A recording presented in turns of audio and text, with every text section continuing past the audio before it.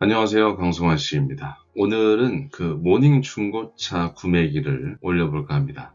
이 영상의 시청 타겟은 중고차 플랫폼에서 중고차 구매하시려는 분이나 500만원 이하 중고차도 고려하고 계신 분들, 그리고 저처럼 차 잘 모르시고 급하게 차가 필요하신 분들, 마지막으로 LPG 차량도 구매 범위에 두고 계신 분들이 시청 타겟이 되겠습니다. 이 영상을 제작하게 된 배경은 중고차 구매하시려는 분들한테 이제 구매 성공하실 수 있도록 도움되고자 제작을 했고요. 그리고 개인적으로는 전기차 계약을 제가 했는데 아직 받지는 못했고요. 그래서 지금 가지고 있는 모닝을 중고로 팔아야 되는 상황이어서 마지막으로 이제 모닝과의 그 추억을 좀 정리를 하고자 영상을 제작을 했습니다. 이 영상은 크게 이제 4가지 파트로 구성을 해봤습니다. 먼저 지금 제가 소유하고 있는 모닝, 요거 잠깐 소개를 해드리고, 두 번째로 중고차 구매 시 제가 설정했던 조건, 그리고 운행 스토리, 그리고 세 번째로 중고차 구매 후에 누적 정비 항목과 총 비용, 그리고 마지막으로 제 의견, 개인적인 의견인 거죠. 이렇게 4가지 파트로 구성을 해봤습니다. 그럼 첫 번째, 중고차로 구매한 모닝 차량부터 소개를 해드릴게요. 먼저 차량 등록 원부의 개요를 좀 설명드리고 실제 차량을 한번 보여드리겠습니다. 먼저 차량을 소개해 드릴게요. 지금 보시는 화면이 모닝 중고차로 업어올 때 전자세금 계산서이고, 오른쪽이 차량 등록 원부의 일부분인데 보시는 것처럼 460만원에 가져왔어요. 그리고 LPG 모델로 검사도 쭉 받은 모델이고, 요런 모델을 가지고 제가 한번 나가서 보여드리겠습니다. 함께 가시죠. 짠! 자, 차를 소개해 드리려고 잠깐 주차장에 내려왔습니다. 보시면 이게 앞에 부분이고요. 프론트 부분 새 거죠? 그죠? 간지 한 2-3년 됐으니까 당연히 새 거고, 요것도 갈았고, 단차들, 중고차 단차, 이게 살 때부터 여기 들어가 있었어요. 갔더니 범퍼랑 연결돼 있어서 범퍼를 갈아야 된다고 하더라고요. 문제가 됐던 몰딩, 이게 중고차 사고 얼마 안 돼서 바로 떨어지려고 했던 거지. 잔기스들 있고 이렇게. 나머지 뭐 문제 없습니다. 이 부분도 말짱하고. 실내로 한번 들어가 볼게요. 실내 시동 한번 걸어볼까요? 시동 잘 걸리고 176,359구나. 이렇게 사이드 미러는 열어줘야 돼요. 그럼 이렇게 열려요. 그리고 여기 윈도우들은 다 운전석에서 컨트롤할 수 있고, 여기만 이제 그 뭐라고 하면 한번 내리면 쭉 내려가는 거, 요거 운전석만 적용돼 있고 나머지는 적용 안 돼 있더라고요. 그리고 디스플레이는 그 시절 그 추억의 디스플레이. 그래픽 기가 막히죠. 그리고 그때 아까 말씀드린 컵홀더 망가졌다는 부분이 여기인데, 이게 망가져서 이제 그럴싸한 종이 그 라운딩 된 거를 갖다 집어넣었어요. 대체품으로. 뭐 불편함 없이 쓰고 있습니다. 요건 안 망가졌어요. 열선이 있고, 요게 그 팔걸이 원래 이런 건지 내가 정품을 못 봐가지고요, 아니면 텐션이 있어서 드륵드륵 되는 건지 모르겠는데, 이렇게 내리면 고정은 됩니다. 가죽 상태가 많이 좋지 않아서 이렇게 커버 씌워져 있고, 이 커버 씌워진 게 이게 원래부터 씌워진 걸 제가 세탁을 해가지고 아직까지 저도 쓰고 있는 겁니다. 그리고 뭐 이렇게, 이게 뭡니까? 블랙박스 2채널 이렇게 되어 있고, 썬루프도 다 있습니다. 썬루프를 열고 다녔었나? 왜 열려있지? 길게 눌러주면 닫아진 거 맞아? 맞겠지. 요거는 수동입니다. 수동 보면은 군데군데 이렇게 보세요, 얼룩 같은 게 있어요. 중고차다 보니까 제가 요거는 한번 떼가지고 한번 자체적으로 세척을 한 적이 있는데, 요거랑 요거 얼룩이 있어서 중고차인 게 확실히 티가 나고, 그럼에도 불구하고 2012년식이 17만을 탄 걸 감안을 했을 때는 그래도 이 정도면 준수하지 않을까. 이런 세월의 흔적들 타고 다니는 데는 전혀 문제가 없습니다. 자, 주행을 한번 나가보겠습니다. 몰골이 그냥 엉망인데, 꾸며도 엉망이니까 그냥 찍는 걸로. 꾸며도 엉망, 안 꾸며도 엉망. 엉망 같다 진짜. 일단 승차감은 그냥 모닝이죠 뭐 어떻게 설명해야 되나? 동네에서 동네에 보면은 이제 이 신규 아파트 단지라 하더라도 상가 건물들, 작은 상가 건물들의 주차장은 좁거든요. 입구도 좁고 주차 공간이 좁은 데도 있고, 뭐 주차 공간이야 얘는 경차니까 좁아도 상관이 없는데, 입구가 좁으면 여자분들, 특히 운전에 좀 어려워하시는 여자분들은 정말 많이 어렵거든요. 진입하고 나왔다 들어왔다 하기가. 나가자. 그런 상황에서 모닝은 아주 제대로 직방이죠. 네, 직방입니다. 그것 때문에 산 거죠. 네. 그리고 LPG를 산 것도 이제 휘발유 엔진은 아무래도 얘가 차도 작은데 유류비까지 많이 먹으면 기분이 나쁠 것 같아서 LPG로 산 겁니다. 엔진도 뭐 내구성이 강하고 2012년식의 17만 킬로 탄 경차 모닝에서 좋은 MVH를 바라는 건 정말 어려운 일이겠죠. 좀 욕심인 건데, 그래서 그런지 MVH가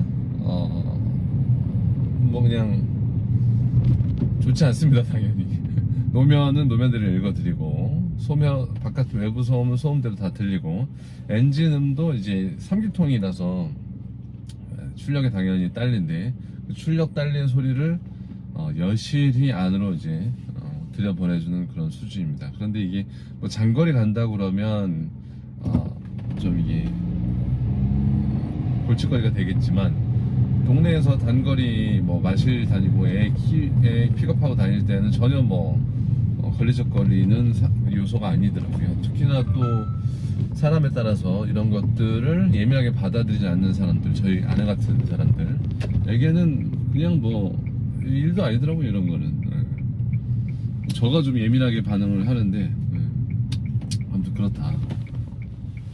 이제 수리 후에 모닝은 그럭저럭 타고 다닐 만한 차가 됐다. 소음이 잘 들리실지 모르겠지만 저속 구간, 그러니까 뭐 50km 이하 구간에서는 뭐 딱히 뭐 불편함이나 시끄러워서 못 타겠다 뭐 이런 건 전혀 없습니다. 네. 뭐 어떤 차든 비슷하겠죠. 네.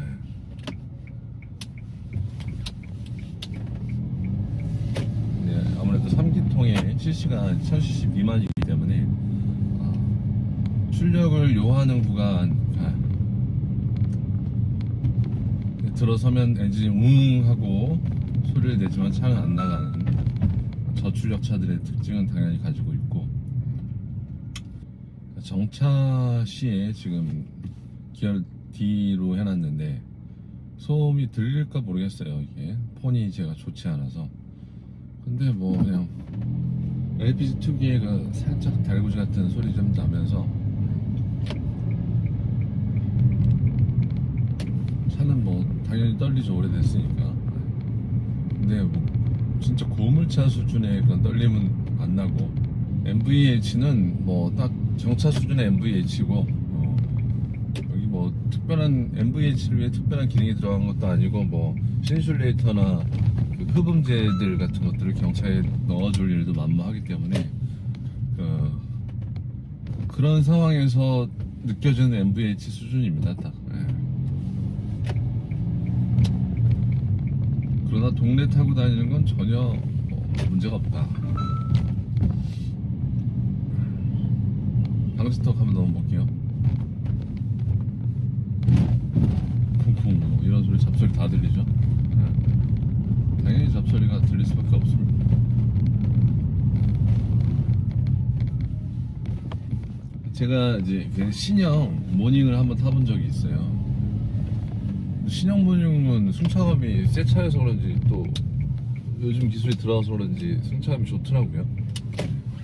부식륜이 뭐 썼으니 아무래도 그때 2012년 당시보다는 다 좋은 것들이 들어갔을 거니까 많이 좋아졌고 보니까 타보니까 약간 투싼급 정도? 그냥 저속에서는 그 정도 승차감이 나오는 것 같더라고요. 근데 얘는 근데 2012년식이니까 그걸 바랄 수는 없죠. 그럼에도 불구하고 동네 타고 다니는 건 문제가 없다. 주차할 때 이제 후방 카메라도 나옵니다. 근데 이제 딜레이가 좀 있어요. 후진 넣으면 한 2초 정도 있다가 1.5초 정도 있다가 이제 이게 나옵니다. 카메라가. 자, 도착했습니다. 차는 이 정도로 보여드릴게요. 네. 자, 이제 제가 모닝을 구매했을 당시에 이제 구매자로서 설정했던 조건을 먼저 보여드릴게요. 총 5가지인데, 첫 번째, 연식은 무관, 그리고 키로수도 무관은, 그리고 차값은 500만원 이하, 그리고 동네에서 아내가 아이 픽업 용도로 운행하는 것, 그리고 구매 후 3년에서 4년 정도 운행하다가 폐차를 할 생각이었기 때문에 그 정도 차를 봤습니다. 가격을 다운시키려고. 그리고 가급적 엔진 계통은 내구성이 강한 LPG 엔진을 희망을 했었고, 구매 후에 별도로 최대한 200에서 300만원까지는 수리비가 들 것이다, 이렇게 예상을 했습니다. 아무래도 썩은 중고차를 가져올 확률이 높으니까요. 500만원 이하면. 차에 대해서 잘은 모르지만 그럴 것 같았습니다. 뭐 유튜브를 보든지 뭐 주변 사람 얘기 들어봐도 500만원 이하의 중고차는 가져오면 무조건 수리해야 된다, 그런 얘기들이 많으셨기 때문에 그렇게 생각을 했던 것 같습니다. 자, 다음으로 중고차 구매 과정을 다시 떠올려서 소개를 시켜드릴게요. 당시에 제가 엔카에서 LPG 엔진 모닝 매물을 발견을 하고, 이 차량 가액이 460만원이란 걸 확인했습니다. 2012년 올류모닝 풀옵션 바이퓨얼 모델, LPG랑 이제 휘발유로 가는 모델인 거죠. 그래서 부가세 환급을 하면 한 410에서 20만원대로 구매 가능하다는 판단을 하고 바로 경기 하남시에서 부천 매매상가까지 이동을 했습니다. 저녁에. 하필 저녁에 갔습니다. 그래서 어두운 저녁에 일단 차가 굴러가는 것만 확인을 하고 시승도 이제 상가 내에서 좀 해봤어요. 건물 내에서. 차는 굴러가더라고요. 근데 이제 어두우니까 뭐가 망가졌는지 어떤 게 있는지 제대로 보질 못하잖아요. 근데 중요한 건 LPG 차가 잘 안 나오니까 그냥 바로 계약을 했고요. 차량은 탁송으로 받는 걸로 해서 비용을 20만원 정도 추가를 해드렸습니다. 여기 제가 이제 표시한 것처럼 LPG 매물을 꼭 사고 싶었는데 이게 안 나오는 걸 아니까 제대로 이제 차량을 못 보는 조건임에도 불구하고 어쩔 수 없이 그냥 픽해야 됐던 그때가 생각이 납니다. 자, 다음으로 차량 중고차 운행 히스토리를 소개해 드릴게요. 제가 이제 모닝을 2022년 1월 26일 구매를 하고 2, 3일 상간으로 차를 가져왔을 겁니다. 그리고 현재까지 잘 타고 있는데 총 6차례 정비를 했습니다. 자가 정비라든지 또는 샵에서 정비한 그 귀뚜라미 소리 잡는 거 외에는 모두 주요한 정비는 기아 오토큐에서 진행을 했고 정비 이력을 다 남겨놨습니다. 정비 및 차량 편의 확충 목적으로 총 300만원을 투입을 했고, 제가 이제 나중에 이 영상 만들면서 계산을 해보니까 월 차량 운영 비용이 평균적으로 19만원대 수준으로 잡히더라고요. 여기서 이제 운영비라 하면 차량 가액까지 포함시키고 전체 누적 수리비까지 포함시킨 비용입니다. 거기다 보험료, 연간 세금, 유리비가 이게 제가 차를 별로 안 타기 때문에, 아내가 차를 별로 안 타기 때문에 한 달에 25,000원 정도 나오거든요. 주차비, 톨게이트 비용도 뭐 거의 안 든다고 보시면 될 거고, 이렇게 했을 때 이제 한 달에 19만원대가 나오더라고요. 월 평균으로. 지금까지 운영하면서 저희가 19만원, 월에 19만원을 내면서 모닝 기아 중고차를 사용을 했던 거죠. 그래서 제가 좀 궁금해서 여기서 차값을 200만원으로 설정하고, 그러니까 이 모닝을 다음에 누군가 저한테 사실 거잖아요. 근데 아무래도 한 200만원 정도에 팔리지 않을까? 그런 생각이, 차값을 200만원으로 설정을 하고, 당연히 지금 차를 향후 한 5년까지는 무리 없이 탈 수 있을 수준으로 다 수리를 해놨거든요. 그래서 누적 수리비는 제외하고, 나머지 뭐 보험료, 연세금 이런 거 다 포함시켜서 해봤더니 이 차를 가져가면 월 평균 한 13만원대로 이 차를 유지할 수 있을 것 같다는 계산이 나오더라고요. 물론 이제 보험 조건은 45세 이상 무사고, 부부 한정 특약이 마일리지 할인 받아가지고 23만원 정도 된다는 기준으로 잡은 겁니다. 그래서 가져가시면 뭐 이득이다. 뭐 이런 생각이 들더라고요. 자, 지금부터는 지금 제가 모닝을 가져와서 어떤 항목을 정비를 했는지를 거래 명세서, 그러니까 이걸 보면서 설명을 드릴게요. 저는 이 내용이 이번 영상에서 핵심이라고 보거든요. 그러니까 한 17만 킬로 된 중고 경차 모닝을 가져왔는데 연식이 2012년식이잖아요. 이 정도 급이 됐을 때 과연 어느 정도 정비를 생각하고 있어야 되는지 이걸 이제 간접적으로 보여줄 수 있는 그런 내용이어서 이거 눈여겨보시면 좀 도움이 되시지 않을까 싶습니다. 총 4개의 페이지로 준비를 했고 첫 번째는 이제 제가 이제 모닝을 업어오자마자 2022년 3월 8일에 제가 수리한 내역입니다. 보시는 것처럼 이제 왼쪽 오른쪽 헤드라이트를 갈았습니다. 불빛이 너무 안 나오는 거예요. 밤에 다닐 수가 없을 정도로. 그리고 사이드몰을 이제 몰딩을 교환을 했어요. 그리고 교환하면서 도색도 들어갔는데 도색비가 더 비싸더라고요. 왜냐면 이제 운전하다 보니까 이게 너덜너덜 떨어질 것 같은 거예요. 근데 주행 중에 떨어지다가 다른 차에 부딪히기라도 한다면 대량 난감 아니겠습니까? 그래서 바로 수리를 할 수밖에 없었고, 그리고 깜빡이가 고장나 있었고, 그래서 깜빡이 릴레이 수리했고, 그리고 번호판 전구 요거 이제 수리했고요. 총 81만 5천 원의 견적이 나왔습니다. 사자마자. 네. 그랬고요. 자, 이제 두 번째 정비 항목입니다. 사자마자 81만 5천 원을 드리고 1년이 넘게 잘 타고 다녔습니다. 일단. 그런데 이제 창문이 잘 안 보이는 거예요. 그러니까 이제 차가 오래됐는데 저는 차 지식이 없다 보니까 유막을 제거해 줘야 된다는 사실을 몰랐어요. 그래서 이제 보시는 화면처럼 아무래도 이 와이퍼가 잘못됐나 싶어가지고 현대모비스에서 부품 번호 확인해서 정품으로 교체를 한 영수증이고요. 그리고 나서 이제 교체를 했는데도 잘 안 보여서 결국에는 유막 제거를 해야 되는구나. 그래서 유막 제거를 했던 기억이 있습니다. 그리고 기타 또 이 당시에 차량 구매하면서 블랙박스 2채널 설치했던 게 25만 원인지 20만 원인지 기억이 안 나요. 이 사이였던 것 같고, 그리고 타이어 교체를 4짝을 교체를 했는데 요것도 요 정도 금액이었을 거예요. 이 평균 금액인데, 그리고 이제 아까 말씀드렸던 그 오토 텐셔너 부재, 이게 그 올류모닝 2011년식부터 2016년식인가 15년식인가까지가 오토 텐셔너가 없어가지고, 이 오토 텐셔너가 뭐냐면 뭡니까? 저도 자동차 지식이 없는데 보면 펜벨트 같은 거 돌아가잖아요. 엔진룸 열면 이제 그거의 텐션을 자동으로 잡아주는 기능을 가진 장비라고 하더라고요. 오토 텐셔너가. 근데 이제 제가 산 모델은 이게 없었던 거죠. 그러니까 이게 없는 모델들이 귀뚜라미 소리가 씩씩씩씩씩 난대요. 모닝도 그렇고 레이도 그렇고, 제가 첫 차가 레이였는데 레이도 그랬었거든요. 아무튼 요거를 잡는데 9만원에서 12만원이 들었던 것으로 기억을 하고 있습니다. 예. 그리고 이제 에바 클리닝을 한번 했어요. 물 세척을 해주는 진프로님이라고 유튜브에 한참 그 당시에 유명했던 분인데, 그분한테 찾아가서 10만원 주고 에바 클리닝을 했고, 그리고 최근에 올해 1월에 9만원을 주고 배터리 교체를 했는데, 엔진룸을 열어보니까 처음 알았어요. 전 차주가 이제 배터리도 원래 그 모닝 순정 들어가는 사이즈보다 용량이 큰 걸로 넣을 수 있게끔 튜닝을 해놓은 거예요. 그래서 배터리 교체할 때도 애를 좀 먹었습니다. 이게 이제 두 번째 정비 항목이고요. 다시 세 번째 정비 항목으로 넘어가 볼게요. 자, 이제 세 번째 정비 항목. 이게 이제 찐입니다, 찐.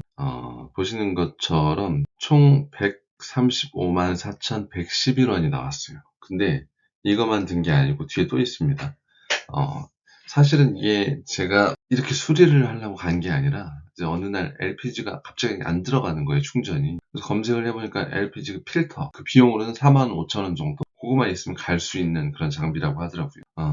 그래서 그 정도만 공인비 좀 붙여서 많아야 10만원이면 수리할 수 있겠다고 이제 기아 오토큐에 갔죠. 그랬는데 이제 수리 기사님 차를 떠보더니 차가 썩은 걸 이제 발견을 한 거예요.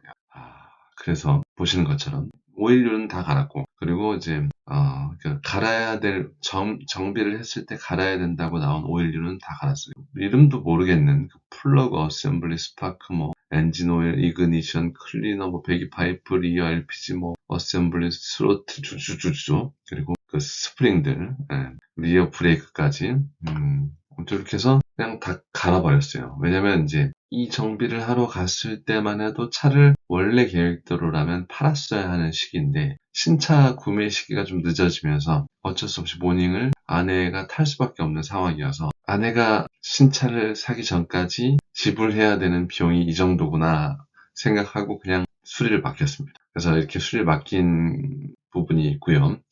제가 누적 정비 항목 끝난 다음에 뭘 맡겼는지 사진을 좀 보여드릴게요. 자, 아까 이제 세 번째 보여드린 누적 정비 항목 외에 마지막 정비 항목인데 이게 진짜 마지막입니다. 근데 보시는 게 금액이 총 33만원 정도 또 들어간 거예요. 퀵 커플링 교환, 커플링 어셈블리, 퀵 아무튼 71,500원, 그리고 LPG 배출 및 충전이 115,500원. 정비를 하려면 LPG를 빼내야 되니까 공인비 같은 거구나. 이게 어렵나 봐요, 상당히. 근데 기사님이 어렵다고 하시더라고요.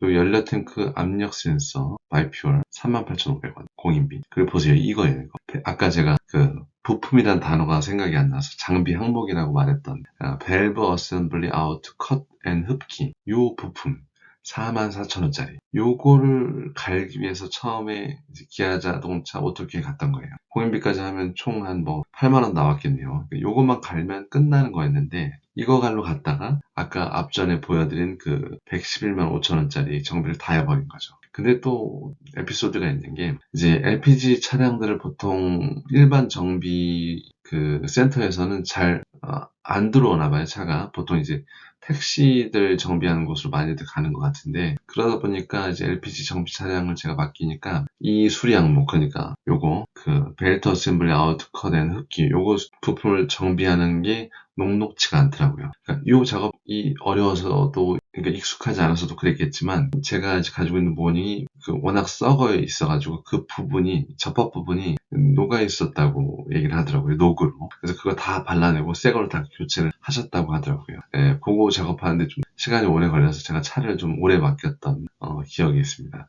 그 당시 이제 정비 기사님께서 본인이 손댔다가 차 안 고쳐지니까 많이 당황해 하셨던 기억이 있습니다. 근데 제가 당황해하지 마시고 천천히 고쳐달라고 말씀을 드렸습니다. 네. 그랬더니 아주 깔끔하게 잘 해주셔서 진짜 이제 차를 팔기 좀 아까울 정도로 전부 다 고쳐놓은 거죠. 그러니까 똥차 가져와서 진짜 이제 어떤 내놔도 제가 가지고 왔을 때는 460만 원에 사왔는데, 이제는 그거보다 더 얹혀서 팔아도 될 정도로 차를 다 고쳐놨는데 그 값은 못 받겠죠, 당연히.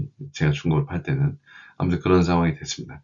자, 아무튼 여기까지가 이제 누적 정비 항목을 제가 총 비용하고 같이 설명을 드린 거고, 이제 뭘 정비를 했는지 제가 정비 기사님께 사진을 좀 찍어달라고 했어요. 그때까지만 해도 요 콘텐츠를 만들 생각은 없었고, 그냥 이제 다음 사람한테 이제 중고를 팔아야 되는데 어떤 부분들이 수리가 됐다는 걸 알려주고 싶었어요. 왜냐면 제가 이 모닝 살 때 판매사한테 차를 받았을 때 정말 불친절하게 어떤 내용 설명도 없이 여기저기 망가진 걸 받았기 때문에 그게 너무 돌이 안 맞는다고 생각해서 정비기사님이 바쁘심에도 불구하고 정비하시는 거 사진 찍을 수 있는 거라도 최대한 찍어서 저한테 문자를 보내달라고 해서 확보한 사진이 있는데, 그거를 이제 보시겠습니다. 자, 날이면 날마다 오는 게 아닙니다. 이게 이 영상의 핵심이라고 봐요. 중고로 차를 사면 밑을 못 떠보니까요. 요즘에는 근데 차량 하부를 떠볼 수 있는 서비스들이 많이 있다고 하던데, 근데 저처럼 구식인 사람들은 못 보죠. 볼 생각 안 하잖아요. 그래서 이번 기회에 보게 됐는데, 지금 이제 보시는 게 이제 누적 정비 항목 수리 전 주요 썩은 사진입니다. 이거 썩은 거 보세요. 차를 잘 모르니까 이게 맞는 부품명인지를 네이버에서 이미지 검색해서 매칭 시켜가면서 한번 달아본 건데요. 처음에 어셈블리 스로틀, 연료 찌꺼기 그런 게 잔뜩 묻어 있었고, 플러그 어셈블리 스파크도 사용하기가 좀 있으면 뿅 가버릴 정도 수준이었다고 하더라고요. 스프링 리어는 보시면 이제 겉에 이제 펜팅이 칠해져 있는데 그게 갈려서 이제 좀 나왔잖아요. 마치 쇠가 금간 것처럼. 쇠가 금간 정도는 아니었는데, 아무튼 요것도 부러져도 이상 없을 정도로 낡았고, 요거는 이제 암 컴플리트 하부 좌우가 모두 이렇게 녹으로 썩어 있었다. 그래서 부식류까지 전부 교체를 했더니 이 부식류만 교체를 했는데도 모닝에서 성차감이 좋아져봤자 얼마나 좋아지겠냐마는, 부식류 하나 바꿨다고, 새 거를 바꿨다고 승차감이 고급져지더라고요. 모닝인데. 물론 이제 모닝 안에서 부식이 상당히 중요하구나, 이 부식류 하나로도 차가 이렇게 승차감이 좋아질 수 있구나라는 걸 체감을 했습니다. 모닝으로. 이제 머플러 어셈블리 보세요. 썩은 거. 차 뒤에 보이는 이게 다 녹이 져 있었던 거죠. 요걸 이제 떼어낸 겁니다. 요거 떼내는 게 그렇게 오래 걸렸다고 하시더라고요. 그래서 아무튼 요걸 떼내서 어떻게 바뀌었는지 다음 장면에서 보여드릴게요. 자, 보십시오. 아까 그 썩은 것들을 정비한 사진입니다. 제가 뭐 아까 정비 항목을 보고서 이름을 붙였음에도 불구하고 뭐가 뭔지 모르겠어요. 아무튼 조금 낡은 거 대비 새 것처럼 보이는 게 정비한 거예요. 아무튼 이렇게 주요 사진들 이렇게 확보를 했고요. 그러니까 뭐 이제 제가 물어봤어요. 제 기자님 그러면 이렇게 수리하면 차량 언제까지 더 탈 수 있어요? 하고 여쭤보니까 이거 뭐 안 망가지면 5년, 뭐 6년, 7년도 타셔도 된다고. 대신 이제 소모품만 교환하시면서 그런 얘기를 해주시더라고요. 그래서 그 뒤에 사진을 보니까 그 무슨 말씀이신지 아시겠더라고요.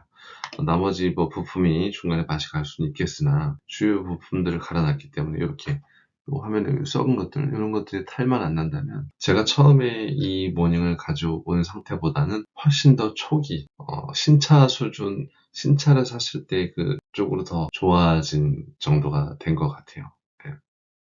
자, 그럼 다음 보여드리겠습니다. 마지막으로 결론을 내려보겠습니다. 이 영상의 결론이니까 제 생각은 중고차로 최소 7, 8년 운행하시면서 사신 다음에 저처럼 대대적인 정비 안 하시고 그렇게 타시고 싶다면 주행거리 한 누적거리 7, 8만 킬로에 생산 연식은 이제 구매하는 시점 연도로부터 7, 8년 정도 차이 나는 조건으로 구매하시면 차량이라는 게 운전자의 어떤 운전 습관 그리고 주차했던 환경에 따라서 많이 달라지겠지만 평균 평타치는 중고차라면 이렇게 사시면 6, 7년 정도는 버텨줄 수 있는 그런 중고차를 구매할 확률은 높아질 것이다. 저처럼 싸구려 사가지고 나중에 수리비로 덧방 하느냐 아니면 수리비 포함해서 그냥 그걸 차값에 포함해서 사느냐 그 차이인 거죠. 그러니까 누구나 다 하는 얘기지만 뻔한 얘기를 그냥 경험이 있었다는 전제로 그냥 얘기를 한번 드려봤습니다. 그리고 이걸 좀 더 좁혀서 만약에 중고차를 사시는데 경차를 사시고 싶으신 분들이 있다. 그러면 최소 700만 원의 예산을 권장드립니다. 이 700만 원이라는 어떻게 나왔냐? 제가 앞에서 쭉 보여드린 그 수치를 다 합산을 했을 때 700만 원 정도의 차를 사면은 썩은 차를 살 확률이 줄어들고 그리고 구매 후에 그러니까 구매 후에 대대적인 수리도 안 해도 되겠구나 이런 계산이 떨어지더라고요. 그래서 실제로 제가 중고차 플랫폼에 들어가서 700만 원이라는 숫자를 넣어보니까 상태 괜찮은 차들이 올라오더라고요. 제가 볼 때는 그런 차 사서 중고차 성능 보장 보험 있잖아요. 요즘에는 차를 가져와서 무상으로 좀 점검해주는 곳도 있다고 그러던데 서비스들이 아니면 한 15만 원 정도 받고 차량 점검해주는 그런 서비스들이 있다고 하던데 그런 거 맡긴 다음에 중고차 보증보험으로 이제 수리할 수 있는 부분이 있다고 하잖아요. 그렇게 잡아내서 수리 한번 받을 거 받고 쭉 길게 한 7, 8년 정도 타시는 거 권장드릴 수 있을 것 같아요. 마지막으로 뭐 업체 브랜드를 비하하는 건 아니지만 엔카에서 중고차 구매하는 건 저는 추천드리지 않을 것 같아요. 제 한 경우이기 때문에 이거를 일반화시켜서 말씀드리는 건 어폐가 있지만 저는 이제 그런 경험을 해버렸기 때문에 이제 엔카이라는 브랜드에 대해서 불신이 너무 생겨버렸어요. 그러니까 이제 어떤 내용인지 다음 페이지에 보여드릴 건데 결과적으로 이런 겁니다. 제가 인도받은 차량의 상품화의 수준과 제가 이제 엔카 홈페이지에서 봤던 그 상품화 상태 이 갭 차이가 너무 컸어요.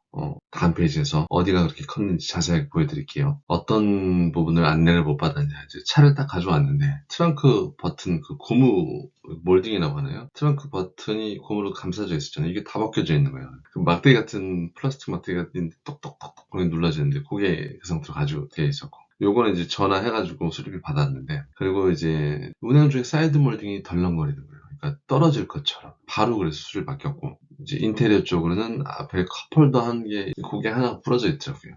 뭐 연식이 됐으니까 부러질 수 있다 그 정도는. 그리고 팔걸이가 헐렁거리더라고요. 이렇게 운전석 팔걸이가 이렇게 시트 옆에 붙어 있는데 오른쪽에 이게 그냥 이런 식으로 고정은 되는데 그리고 뭐 가축 상태도 당연히 안 좋고요.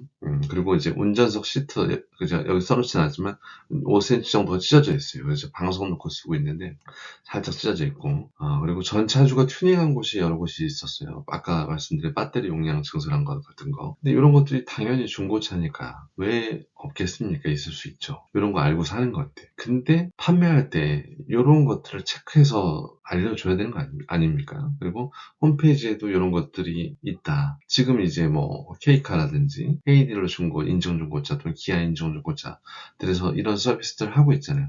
아주 세세한 것까지 다 체크해서 중고인데 이런 흠결이 있다는 걸 알려주고 있잖아요. 이 흠결을 보고도 네가 살 거면 사시오. 이런 컨셉인 거죠. 근데 그 당시만 해도 뭐 판매하시는 분들 인식이 그렇게 좋지 않았을 때였어요. 너무 안 좋았을 때였죠.